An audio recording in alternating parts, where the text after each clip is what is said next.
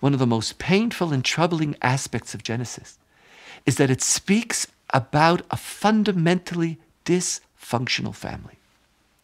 But it places that dysfunctionality in a particular place. For Genesis speaks about us not merely as a family, but as a tribal family. It takes pain to speak that we are not just children of a shared parent.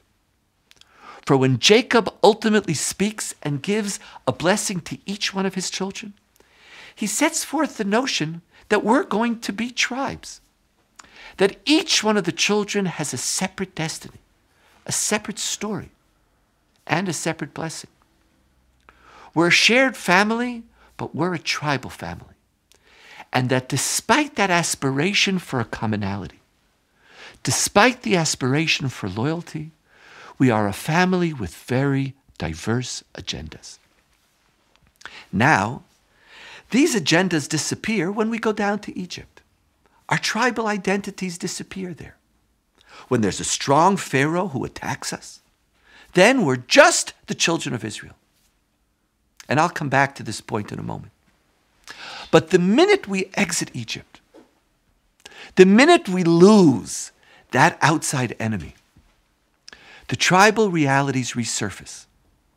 And they don't only resurface because the tribes demand it. They resurface because the Bible says that's the way you should look at this community.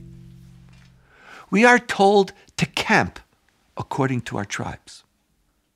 As you saw, we're even counted according to our tribes. What more symbolic moment can there be to give expression to this notion of the tribal family, to count us according to our tribes? We are Reuven, Gad, Shimon, Binyamin, Judah, Levites. We're all Israelites, it's true. But we are first and foremost tribes. And the Bible doesn't ask us to ignore our tribal identities. And so the Bible is very clear. When you want to talk about Jews, when you want to talk about this people, have an aspiration for great loyalty. Expect it. Because if you separate yourself from the community, you're outside.